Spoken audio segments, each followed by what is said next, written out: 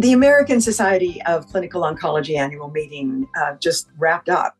What were the highlights from the meeting related to colon cancer screening and detection?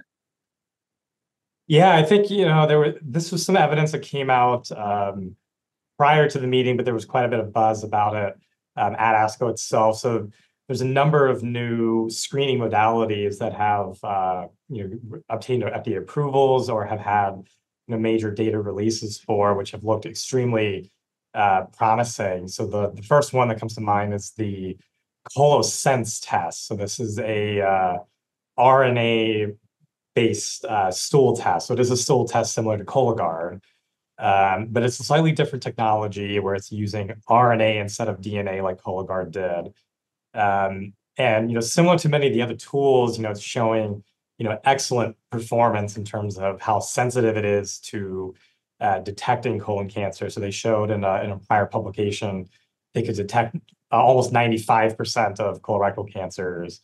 And it was also a rather specific test too, so 88% specificity. So basically what this is telling us is that this test is very good at detecting colorectal cancer when it's there, but also equally importantly, it's very good at not giving you a false positive too, which is also very important with any screening test. And so, we're really excited to see that. We're increasingly thinking about non-invasive ways, beyond colonoscopy that we can improve colon cancer screening. How does it compare to with the Cologuard then? This one's called ColoSense. Yeah. Yeah. And I would say both of these numbers in terms of the sensitivity, meaning that's the level of detection for like if someone does have colorectal cancer, how well do you detect that? That sensitivity of almost 95% is definitely a little bit higher.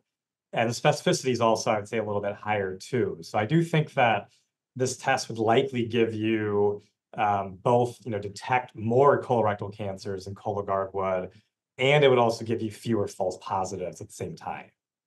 And is this going to be something that people can take the test at home? Yes, this should be, because this is a stool-based test. This should be, and I'm sure, a lot of the logistics would still need to be worked out as with any new tests, having the kits sent to primary care doctors' offices and things like that, and arranging for that infrastructure, I'm sure will take some time. But yes, this test is pretty easy and simple to do. It should be the same as sending in any other stool-based test, into a lab. Is there other research you're excited about? Yes, yeah. Another one that I'm really excited about is there are these blood-based screening tests as well. The one that's there are a couple that are coming to mind. One is from Guardant Health. They have been developing this assay specific for colorectal cancer screening for some time. And they've also been talking about their data, for a blood-based test. And for them, the number is also still quite good. They're saying that the sensitivity is about 83%, so maybe a little bit lower than the RNA one, but the specificity is 90%, so maybe actually a little bit better with that. So I'm very excited about this one because this is a blood-based test that could be done, at a doctor's office. And we all know, the practicalities are, if you can just order a test in the lab and have someone get it drawn, the same as getting their lipid panel checked or other things that are routinely done. That's very easy to do, and you can be pretty certain someone's going to follow through on that. Whereas we know with these stool-based tests, I'd say, about a third to half of patients, even though you send them home with the kit, you may not get the specimen back at all.